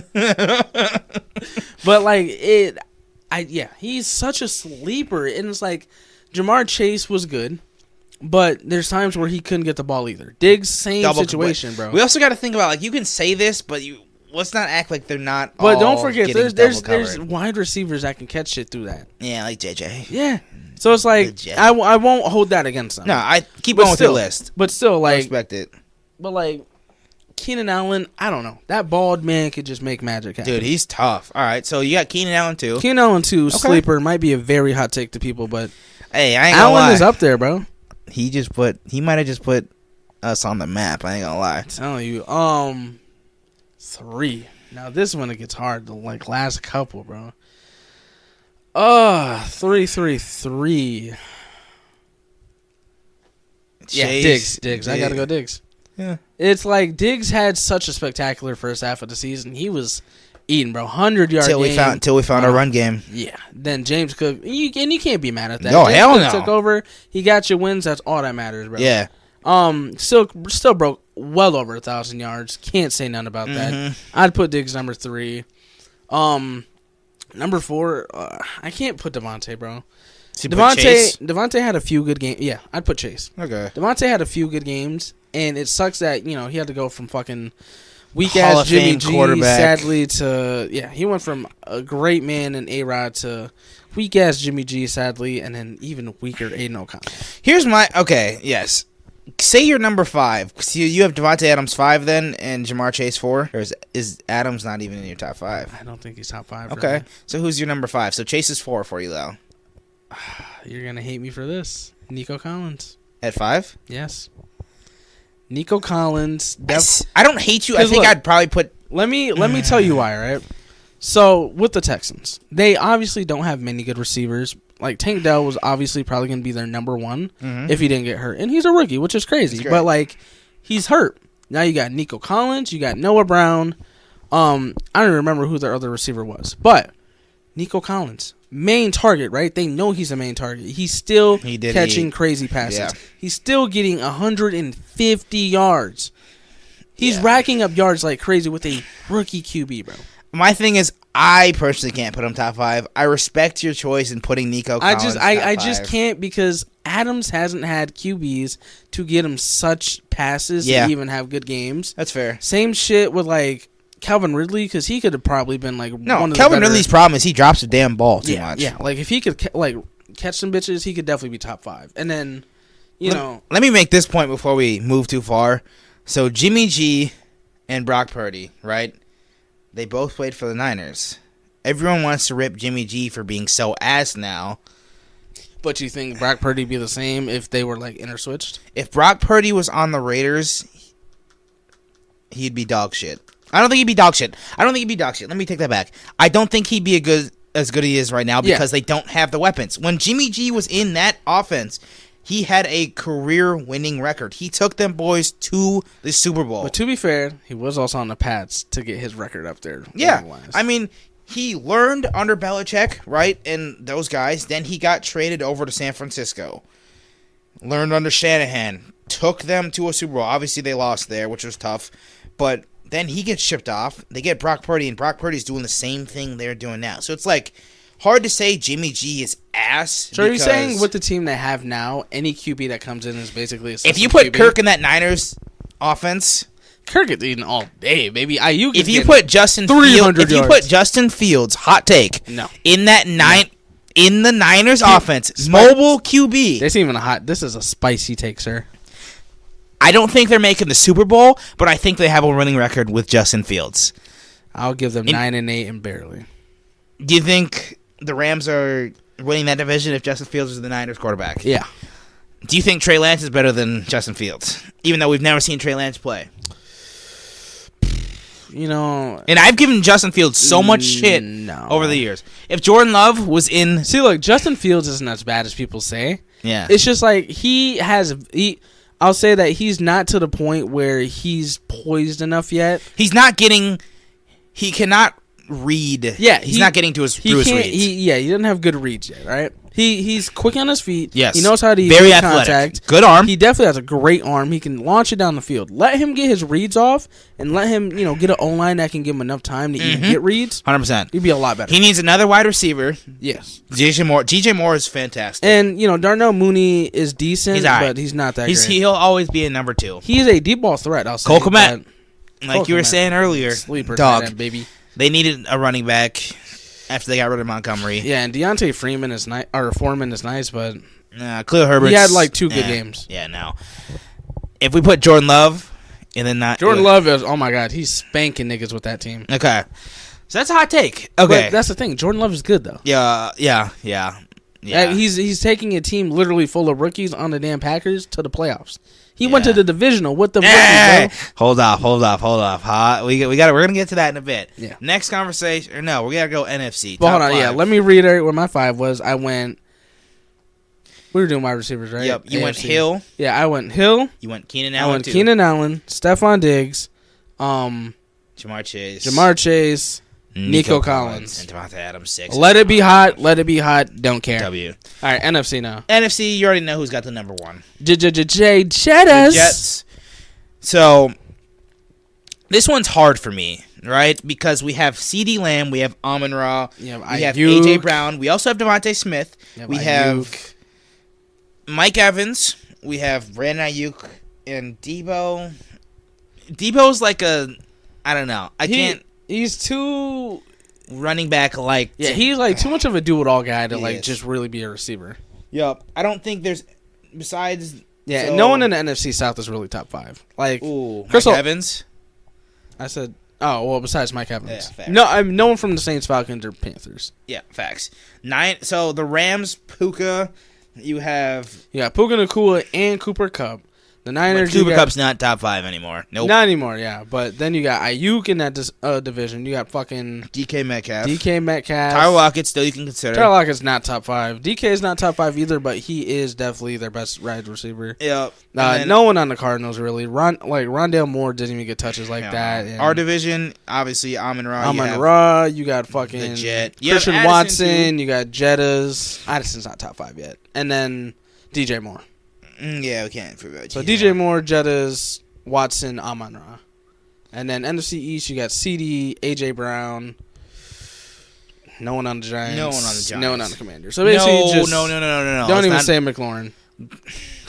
See, now you're gonna get me mad because Terry McLaurin, if he's on a better team, he's putting up 1,000 yards. You could give me a hypothetical, but he was not good to be top 5 this year. Yeah, fair. And it's not his fault. Not blaming him at all. He has Sam Howell. That's why I thought you were talking shit. No. I was like, all right, I'm not. I wanted now. Terry McLaurin to eat so bad, but you have Howell as a QB who can't even get it down the field most of the time. Yeah, and I thought Howell was going to be good this year. Dude. I told you last year, like, Sam Howell was actually. Dude, I liked them with Taylor Heineke. I thought Howell was going to come and do something. Heineke's too wild. He almost beat us. Yeah, I know. I can't even say nothing. So Jettas for sure. Number 1. So Jettas is 1. I think CeeDee Lamb is 2. Yeah. I think AJ Brown is 3. Let's not act like AJ Brown is 3. I think you put Amon-Ra 4. And then I think... No, I'm going to go Brandon Ayuk 4. I think Amon-Ra is 5. Oh my God, this is hard because there's You wanna Mike hear mine? Evans. I already got mine. All right, go ahead. So Jettas, of course, first clear-cut best wide receiver in NFL when healthy. Yep. 2, CD. Completely agree with you on the first 2. Okay. CD had such a banger year, it's insane. 3, Ayuk. Ooh. Ayuk all day, bro. Ayuk over AJ Brown. Ayuk. Amon-Ra 4. AJ Brown 5. Yo, see that's Hey, look, kinda AJ crazy Brown, to me, right? though. AJ Brown, very good first half of the season. I will not discredit. Jalen Hurts shit him. I will not himself. discredit. He had 6 straight 150-plus yard games. That was amazing in its own right. 100%. But yeah, again, you had fucking Jalen Hurts just shit in the bed the last 6-7 games they had, which After the depleted, Bills win, he regressed. yeah, depleted his production, and that's no fault to him. But like, Ayuk brought it the whole year. Amon-Ra, literally the go-to guy that can make a play. Okay. I can't put him over those two because they're big-time playmakers. See, And I like AJ Brown, but he has such a shitty QB now. Like, Goff can float that to Amon-Ra, get it to him no matter what. Purdy can float it to Ayuk anywhere. Ayuk will pick up the yards. this is tough for me. I think That's my 5 solid. I think the one part is I'm going to disagree with the AJ Brown over Amon-Ra. I think I'm going to go Jet. Obviously, like you said, best wide receiver in the game. CeeDee Lamb is 2. He's earned his flowers. Yeah. I think, for me personally, 3, I got to put AJ Brown. I think Which is respectable. I let him keep the same kind of production he had the first for half. sure. Yeah, well, your QB can't fall No off. doubt top 3. Yeah. Yeah. But it's like you can't do much when your QB can't get it to you no more. 100%. And it's not 100%. even because you're not open. It's because he just can't throw. No, 100%. Definitely understand. If Jalen Hurts kept playing, I think I'd put AJ Brown 3. Yeah. If he wasn't playing, I'd probably like how he ended up playing. I'd put, like you said, what'd you say, Amon-Ra 3? I put Ayuk 3, Ayuk Amon-Ra 3, 4. Amon-Ra 4, AJ Brown 5. But for me personally, I still got to stick AJ Brown 3. Completely understandable. I think I'm going Brandon Ayuk 4, and I think Amon-Ra. Actually, you know what? I'm going to not put Amon-Ra top 5. I'm going to put Mike Evans as my 5 because my man has had 10 straight 1,000-yard seasons. Look, with shitty quarterbacks after. So Tom Brady, obviously the GOAT, but Baker Mayfield 1,000-yard. He had fucking people. I don't even know who the fuck their quarterback was. Jameis Winston. He had 1,000-yard seasons. Before Brady. Yeah. Yeah. He had QBs like that and still averaging 1,000-yard seasons. My guy is a do-it-all. I'm going to put him 5. Hot take. I'm going to put Amon-Ra 6. Let me tell you why I can't. DJ Moore, guy, right? 7. DJ Moore over Mike Brown. I'm sorry. Or Mike Evans. But look, Whoa! Mike Evans had a lot of very good games, but there was games where he maybe had 20 or less yards. Okay, which can't happen, bro. That is a very fair point. Like, I feel for you to be one of the top receivers, you have to have 50 to 60 yards at the least. So then that'd kind of be why you put AJ Brown at later. Because AJ Brown, he was getting the 120, like 50, 60 yards, and then he was getting 150 straight games. That's valid. And then Amon-Ra, he started picking up hella 100 yards. But you got to think about it like this. Amon-Ra didn't start off the season great. He picked it up middle to end. Which I'll still Mike give it to him, Evans still had 1,000 But look, yards. I'd rather see a QB pick it up from the middle to the end than from the beginning. Because literally the first 8 to 9 games do not matter. If you can't finish the season strong, your season's over, bro. Yeah. Because you can go like us, bro. We were 1-3, already counted out. We ended up going 4-4. That was towards the middle. Yeah, Kurt got hurt, but we could have had such a better chance. And then we went 6-4. This is so hard. I'm gonna keep it. I'm gonna keep it at Mike Evans. That's valid. So yeah, 5. So I'll say Jettas, CD, Ayuk, Amon-Ra, AJ, and then 6 DJ Moore, then Mike Evans. That's a hot take. Because DJ Moore, come on, bro. He was working with Justin Fields too. He has Justin Fields and Tyson Bagent, and don't forget he had a 200-yard bomb against the Commanders. But he was still picking up 80 to 100 yards a game with Justin Fields and Tyson Bagent. Yeah, that's valid. Evans, he had a lot of really good games. He had a lot of really bad games as well. Yeah, I'm gonna keep my list. I think I gotta go Jet. That's CD valid. 2. That's valid. AJ Brown 3. We both had spicy takes. There's some spicy takes in there. All right, next question. Comeback player of the year. We're gonna make this kind of short. We got some.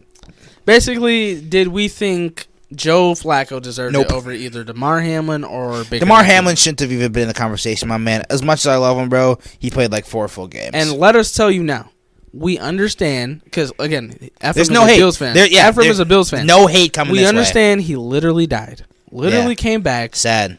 And we understand, like, yeah, it depends on how you function and what you do, not even just on the field, but just in your life. Yeah. But like that shouldn't even be the point. Like, right.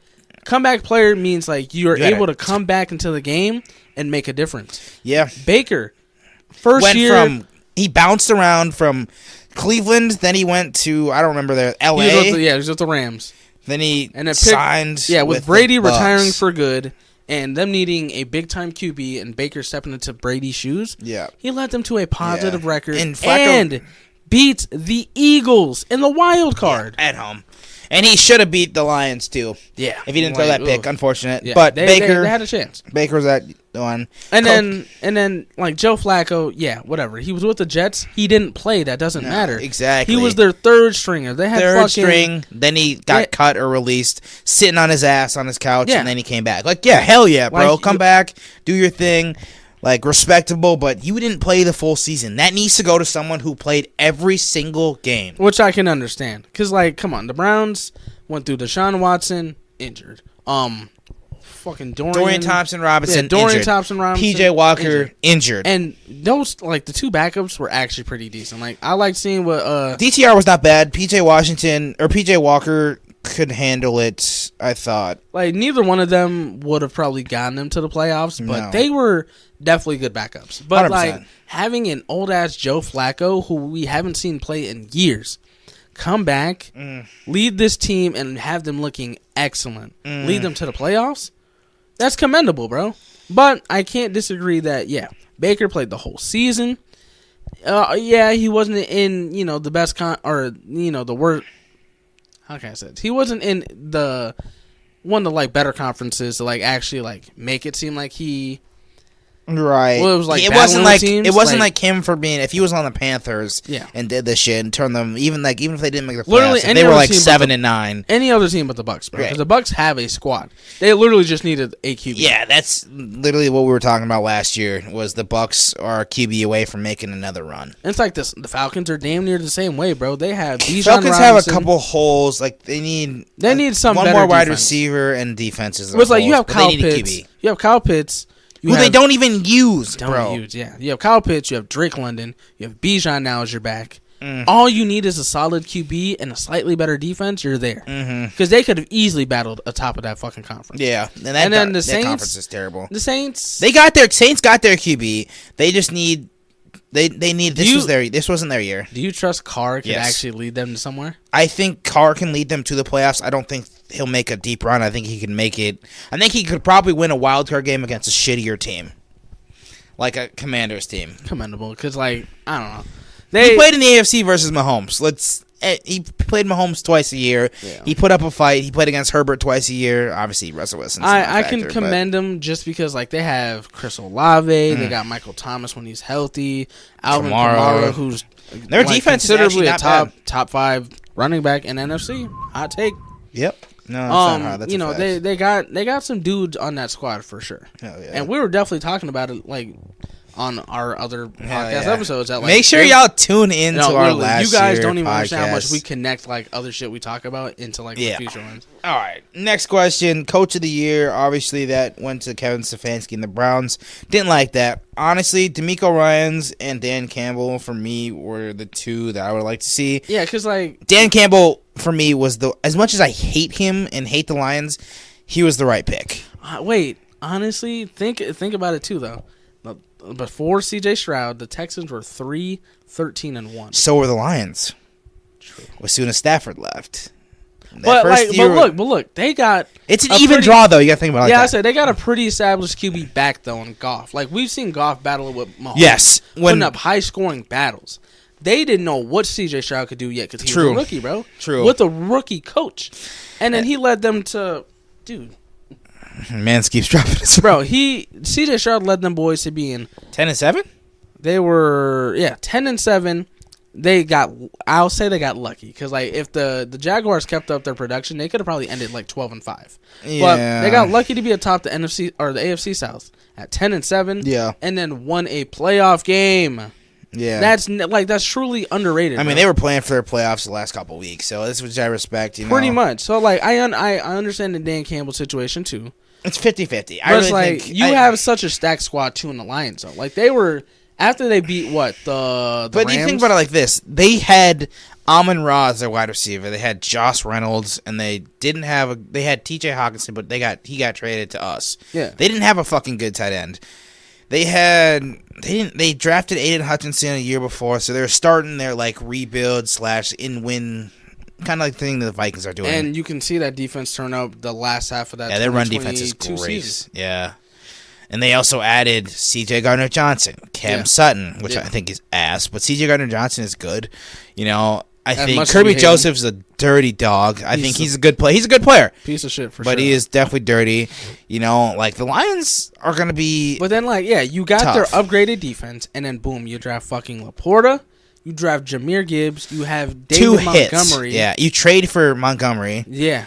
I don't know I think they gave the Bears a second round, a third round pick for Montgomery. I was like, damn, that's a fucking steal. Yeah, that might be the best 1-2 punch in the game right now. Yeah, because so it's and then you can see just how much better they obviously were. Oh yeah, Ben Johnson staying. He didn't take a head coaching job. Lions, man, that's how you know he loves that team. Lions might be the team to beat next year in the NFC. We'll see. Hot take. Vikings coming back, baby. Believe. But I don't know. I'd have to sway towards the Miko Ryans, bro. I really commend what he did.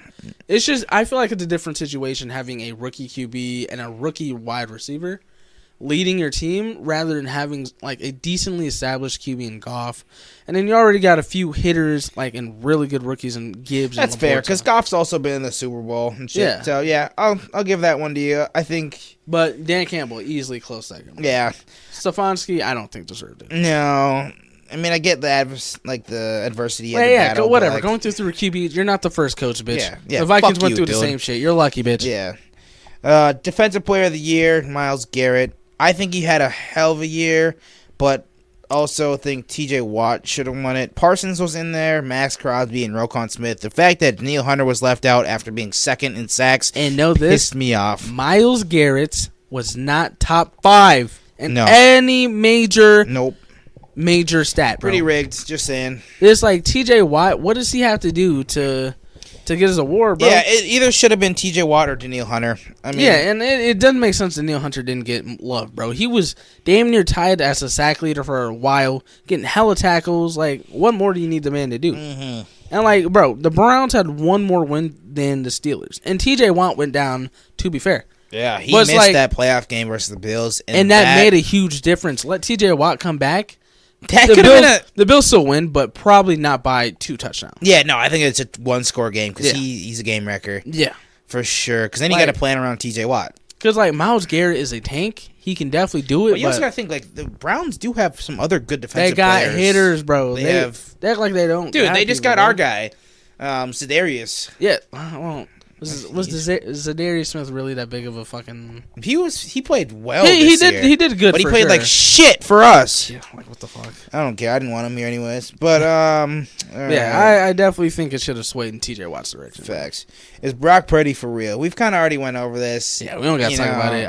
I think he can do it, but then again, it's Mahomes and the Chiefs like always. Purdy, rookie or not rookie, but first time in the Super Bowl, it's always gonna be jitters. Seen the same shit with Burrow and fucking Stafford. You got a seasoned vet, and then you got a second. Yeah, I guess was this his second year? Right? Yeah, you're right. A second year player in the Super Bowl. So this is damn near repeat of the 2021 type Super Bowl. Yeah. Jordan Love takes over the Packers and should have beat the Niners in the playoffs.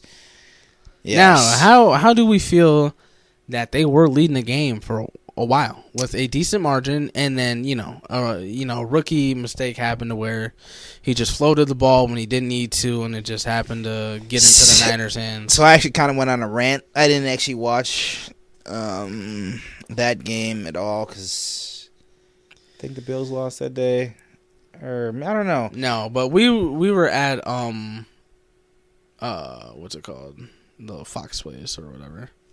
The Burrow. We're at the Burrow. Oh, yeah. No, we did watch the game. I think it was the AFC Championship that I didn't watch because I was pissed. Yeah. which is understandable. But fuck the Chiefs. Yeah, fuck the Chiefs for real. But no, I think Jordan Love taking over that offense, learning what he did from Aaron Rodgers. Wow, I'm amazed because at the start of the year he did not look great, and we were all giving him shit. But then at the end of the year, we were like, "Damn, Jordan Love is a top 5 QB in the NFC." Yeah, and it's like you have again. We've already talked about how many heavy hitters on defense that the Niners have. Yeah, they got strong safeties. They Fred Warner, Hufanga unfortunately was out. He tore his ACL. Yeah, but like Charvarius Ward, like Nick their D line, Bosa. their fucking safeties, bro. Like they have niggas on the field that can get Love. stops, that can get the ball. Love was shredding them boys. I don't know why, but him finding them on outward slants to where they go like towards the baseline, and that's also how you beat the Niners. Is you beat them in the middle of the field. Yeah. Same thing with the Cowboys. That's what he was saying on that podcast with Micah Parsons. He was saying like, "Yo, y'all left the middle of the field open. We had guys running across. Like the Cowboys' strength is their rush. Yeah, that's Micah Parsons and them. The strength of the Niners is Fred Warner, Greenlaw, and Nick Bosa. Yeah. And yeah, you can argue Chase Young, yes or no, but like no, not Chase Young. Their Trent Williams saw some in there. Yeah, like Niners corners are good, but they leave the middle of the field open. That's how the Vikings beat them. See, I'm not gonna lie, I like Charvarius Ward because he can definitely make a play. That first pick he got on Addison, sure, give him that. It was underthrown. And then you realize you get the same type of throw with the same guy. That one was and Addison took that bitch that out with his hands. Took it to the crib. Seen that bitch live. He was hey. But like I like Charvarius Ward as a safety for sure. Yeah. But it's like they're really good at being able to like either get into the middle of the field or cut out. Yeah, because you like, oh my God, Romeo Doubs catching that shit on the sideline, Jaden Reed getting to the middle of the field, Christian Watson just going out deep. You have 3 threats right there. Yeah, who are you really putting on them? That's gonna be able to make a stop. Exactly. Like, that's tough. And then Jordan Love able to make off balance passes, no problem every time. Yeah. He was doing the same shit to us our last season, our last game of the season. Yeah, that was ugly. We don't even need to talk about that. That was yeah. tough look for the boys. Fuck you guys. Don't say shit about our Vikings. Jaron Hall, you suck. Are the Chiefs in trouble after not scoring in the second half of AFC Championship game versus the Ravens and still winning? See, look, I don't think they are because, yeah, sure, the offense didn't score like that, but their defense was able to keep them afloat, basically, to where they didn't have to score. I hate to say it. That's what I'm saying, Spags and that defense, they're for real. Like, I'm going to give them their flowers. Like, they literally made it to where the best QB on the planet and quite arguably the best tight end on the planet didn't really need to touch the end zone to still beat, by far, the better AFC team this year. This year, for sure. It was the same shit with the Texans and the Ravens where they both had 10 at half, and then the Ravens just took off in the second half, getting 2 touchdowns, just kind of putting the Spanx on the boy, which was tough to see, but, But then you go against, again, a seasoned team. They've been there. They've done this against even better teams. Yeah. Facing the Bengals, facing the Bills. Like, I feel like those were better challenges for the Chiefs. The Ravens, they haven't been to the spot yet. No, and they have, the Ravens have the guys to do it. It's just the fact, they need to get over the fucking hump. It's their first year, I'd say, where Lamar is, fully healthy. He's had, that MVP year, but then they lost in the playoffs to the Titans, Now, again, I don't think OBJ is the veteran that they need to fill holes. OBJ, I think he's good. I think he's still good. I love OBJ. He can make some noise, but he's it's Zay Flowers' turn in Baltimore. Yeah, he's quite literally a tier 3 QB now. He's not number 1 no more, barely even number 2. Zay Flowers is obviously taking the reins. Because it's either him or Rashad Bateman is that number 2 on that team. I'd say it's Rashad Bateman easily. Rashad Bateman can make some plays. Zay Flowers is easily number 1 now. Mm-hmm. Bateman number 2. Oof. And you can even go between Aguilar and OBJ for even number 3. Because then you also I'd put Aguilar 4. Because don't forget you have Mark Andrews that's getting hit. You got Isaiah Likely coming in. You have Keaton Mitchell and Gus Edwards at your backs. And J.K. Dobbins. J.K. Dobbins, who sadly got taken out of the never season. Stay healthy. Yeah. Well, it's they got some decent guys. Let them get a okay. Now again, you know how we're talking about T. Higgins situations. Put T. Higgins on that Ravens team. What do you feel? See, but my thing, I'd love that, but the Bengals I get that he's gonna be a free agent, but I don't think they can just let him walk to Baltimore. That's what I'm saying, right? But it's not even like, yeah, it'll happen. Just like hypothetical, how do you feel if that happens? If he him got and to Zay the Ravens? Flowers, I don't know, because Lamar is such a runner. That's the thing. Like, T. Higgins wants the ball thrown to him. That's why Burrow and T. Higgins are such a great fit. That's why him and Jamar Chase are such a great fit. Lamar Jackson and Zay Flowers, that's a good connection because Zay Flowers is fast. T. Higgins belongs with someone like Josh Allen, a Justin Herbert, a Trevor Lawrence, a Burrow, someone who's going to get him that ball. Half those QBs are runners too. They're mobile, but I wouldn't say Josh Allen is a runner. I'd say Josh Allen is a runner. Josh Allen knows when to use his legs. How many rushing touchdowns did he have again? He did have 15. Yeah, come on. He's a runner. He is a track star. He is. He's my dirty dog. Yeah, like, I don't think it's a bad thing that Lamar's mobile. Like, that just means your QB is able to read the whole field, that he's like, okay, they're all covered. You know, I got a gap. I might as well just take this real quick, get us some yards, and then boom, hit him in the end zone. But no, I don't like him. I do not like him going to Baltimore. The top 5 T. Higgins landing spots. You said Jacksonville and Houston already. Jacksonville, Houston. I'm gonna put the Bears as 3. Him alongside DJ Moore. Let's not act like that's not a bad. But Bears again, have the money. Justin Fields is a baby Lamar, bro. He wants money. I feel like it'd be the same type of shit. He wants money. So he'd be okay with a Lamar V2 nigga just because of money. I think so. He wants not rather than being Bengals aren't gonna pay him on a contender. Could you see it? I don't know, dude. That's what I'm saying. It's tough. You got to think of how they think about it, bro. Bro. Could you see? Actually, I could see T. Higgins Commanders with Terry McLaurin. No, I couldn't. No, again, garbage team. There's no reason he'd want to be in the NFC. He wouldn't want to be in the Bucs. NFC East getting tooted by fucking Dak and Jalen on the Rams. The Rams are in rebuild mode, so I mean. But they probably don't want to pay wide receiver. Aaron Donald's but then again, gone. You already got Cooper and But Nakua. Cooper Kupp's he's not. And then Tutu Atwell, too. They got their 3. I like that 3. It wouldn't make sense for him to go to the Rams. I could see, top 3. I could see Houston, Jags, and even potentially Kansas City. But not Kansas City because they don't want to pay wide receiver, so I don't understand. Yeah. So because I feel like him and Rasheed would be pretty nice. But it's like you... Like I feel like they literally need to drop either Tony or MVS, bro. There's no reason they should keep either one of them. Tony's dog shit. MVS can't catch a ball. Yeah. So yeah, those 2 need to go. I wouldn't be opposed to seeing Higgins going to. I just want competition. You know, like I don't want soft ass. I would just want to see like a main nigga go to a team to where it actually give like problems to another top team. Hey, I think T. Higgins in Jacksonville with Kelvin Ridley, Evan Ingram, Christian Kirk, Zay Jones, bro. Zay Flowers? Zay Jones. Yeah, my bad, bro. That's on me, G. But, like, the Chiefs, I don't know, bro. I think they'll be just fine. Mahomes is going to work his magic like he does. Brock Purdy, we got to see how he'll do with even, like, the first quarter, bro. Yeah. We got to see how he'll deal and fare with the fucking Super Bowl type crowd. Super Bowl type in Vegas, bro. too. Yeah, in Vegas. Nothing home for either one of them. Final question before I give you my Super Bowl prediction. Justin Fields and the Bears. How do we feel about Justin Fields, and then how do we feel about drafting Caleb Williams? Because I can go first if you want, because I've got mixed feelings about Fields right now. I'll let you end on this topic just because you're definitely more advanced with the college football. But you know, I haven't watched it that much. I don't know much about Caleb Williams, but I'll talk about what I've heard. So like, I know a lot of dudes on the Bears would rather have Justin Fields back 100%. Just because now they've gotten like a full season of what he can really do.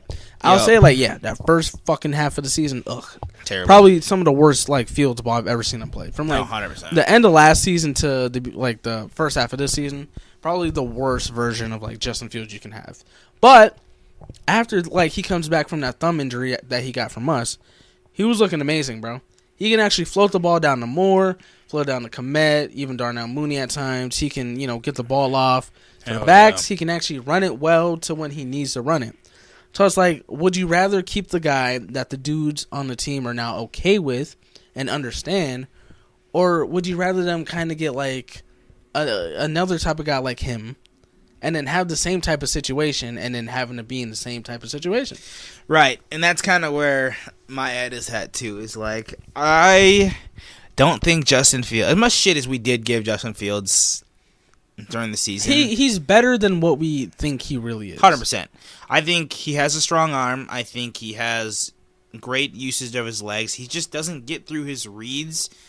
Like he can go through his first progression, but then it's like the second and third. Then he's like, oh shit, he doesn't have good pocket awareness. He's either going to take the sack or he's just going to scramble. Which I mean, like, get your yards, my boy. But like, you also got to be able to see DJ Moore going down the field. Or, Mooney going down the field. Yeah, like going down the field. There was times where they were dead ass open, and he just wouldn't see it. No, and he'd still have the ball for an extra 5 seconds, and then finally run and get sacked. Yeah. Oh yeah, 100%. Or fumble, get hurt. Shit like that. And it's like if he can practice.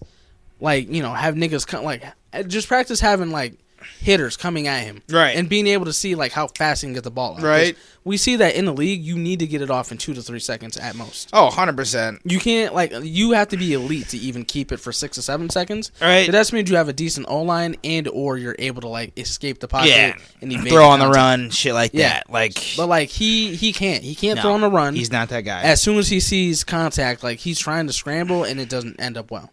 Yeah, I kind of think, like, him and, like, Tua, to me, are kind of similar. When they start feeling pressure, that's when the turnovers happen. Yeah, jeez. Tua, oh, my God. As soon as he gets to moving, bro, he'll just throw it down and get a pick. But I think, I think the one thing that does help Justin Fields, though, is, like, there's a plus and minus. He went to Ohio State, so he's playing pretty good teams, right? Obviously, he's playing Michigan, and then there's not really that many other teams in that conference. Yeah, and then the minus is when he goes to Ohio State, he has like Garrett Wilson, he has that squad, Chris Olave, and all them boys, but they're already wide open. Where in the NFL, you got to throw these motherfuckers open. Yeah, because like college, it's really just a high scoring game. Yeah, they're playing on fucking. You have Nick rookie. I don't know if you had had Nick Bosa back then, but they had a good defense at Ohio State when Justin Fields and shit was there, so he didn't really have to worry about fucking shit like that. Yeah.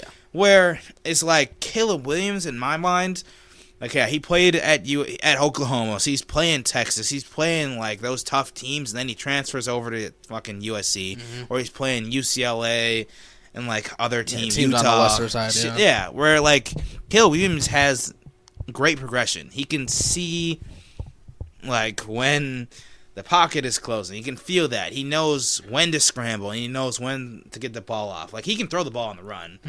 Like, it's tough because DJ Moore wants Justin Fields, but at the same time... Like, it's not just, like, your wants. You got to really see, like, how the whole team would still work with him. Yeah. Because, like, say they do get rid of Justin Fields, right? Send him to Atlanta. You have to get rid of him and get back exactly what you need.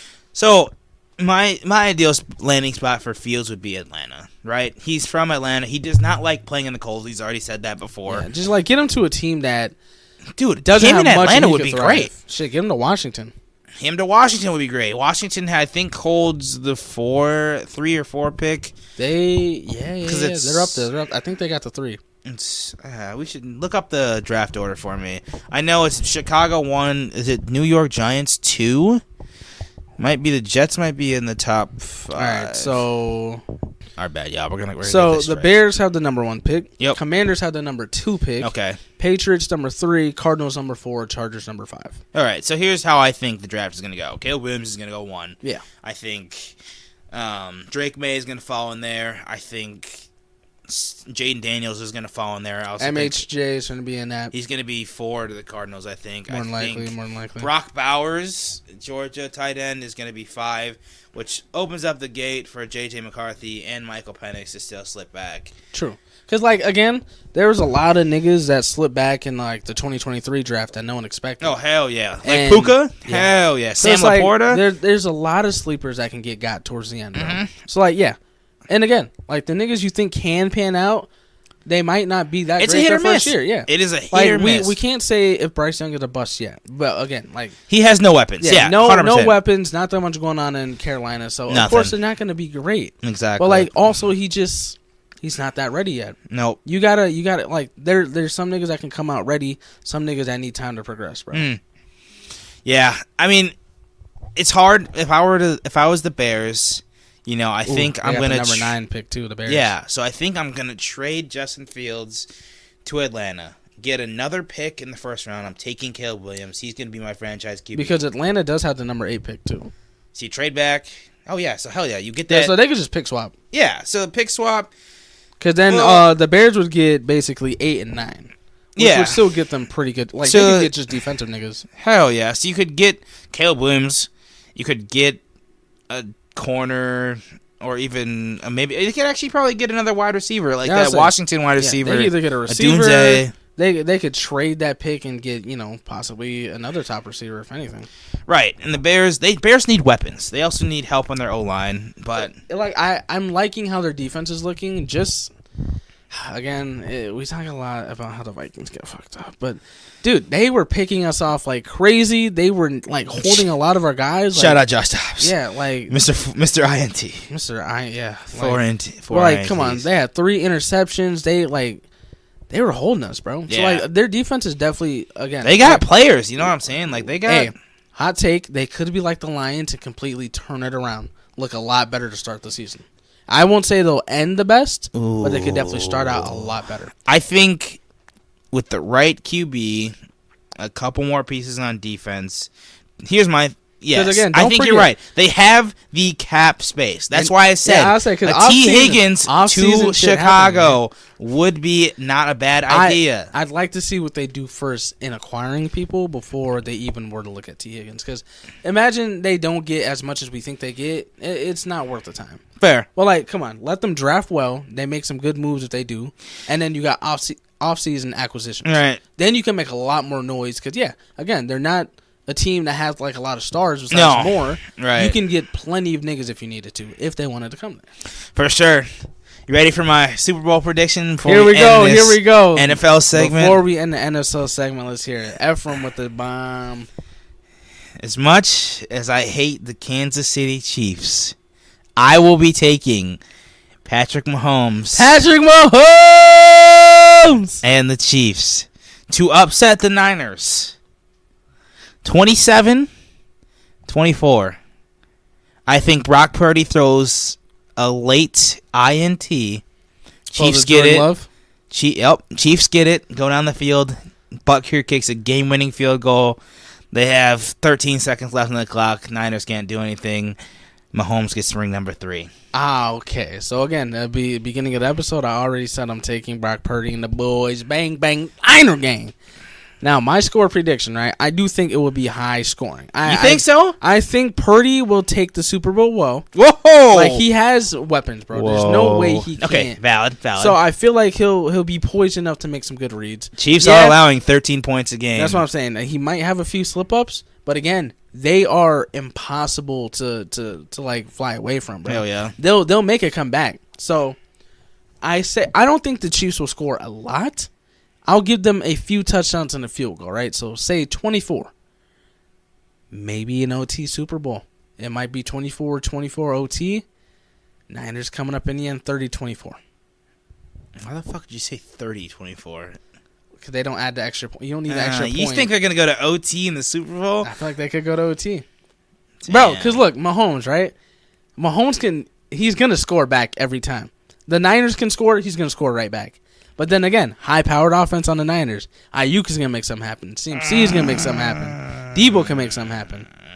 So I feel like it's going to be basically back-and-forth scoring to where it comes down to the end of the game that's going to be tied. And then I feel the Niners take it in the end with the OT. Here's my thought. I think Mahomes and them win it 27-24, or if the Niners were to win, I think they'd blow the Chiefs out. I think the Niners have the guys and the personnel, right guys on offense, spicy take, the right guys on defense. I think the Niners could beat the Chiefs 31-17. 31. Okay, so y'all heard him, right? It's either going to be a close game to where it's one score, 27-24, or he think it can be a blowout, 31-17. But I'm overall, so y'all don't get confused. I'm taking the Chiefs. Yes, I hate the Chiefs. So just know I hate the Chiefs. But it's hard to bet against Mahomes. He's been here. This is Purdy's first big game. Yeah, he's not looked great against San Fran. He looked pretty good against Detroit. They got lucky I'll say they got lucky that game, but I'm taking Mahomes and them boys. And like I said, I'm taking bang bang Niner game. I'm going with the Niners. Taking it don't even got to be an OT win, but if it is OT, 30-24. If it's not OT, I got them escaping 31-24 by a score. All right. The difference is crazy. I like Mahomes. I like the Chiefs, and I don't like betting against them because they fucking make shit They break happen, hearts. but, They break bro, hearts. the Niners are on a mission, bro. It's crazy because Debo has been meaning to get there. Kittle has been meaning to get there. CMC is on a tear. You know, Purdy is, fucking just showing off, looking a lot better than niggas would expect him to be. And then you got their defense. I don't think they're going to allow that. But this they is basically a allow repeat, bro. big plays in the middle of the field. Guess who likes the middle of the field? Kelce. Big number 87. Yeah. But it's okay. It's okay. They can let Kelce get off, right? You can't let Rashee Rice get off. That's the big thing. Charvarius Ward on Rashee Rice is going to... That's going to feed families. But you got to think about it like this. Snead against Ayuk. McDuffie against Debo. That's going to be I'm so excited for this game. I am too. Run game is going to be fun on both sides. Pacheco and then CMC. Yeah, both of them motherfuckers run angry. We had to get the NFL popping, though. We haven't got to talk about all season. It's just been on our minds. It's coming down to the big one, man. But we're going to get back to y'all. Stay tuned in. Yes, sir. And that'll wrap up episode 5 of My Room is on Fire. Thank you to everyone who has still been listening in to the old episodes. Promise we will get a lot more episodes out this year. I hope to catch you all on the next one. Thank you so much for listening.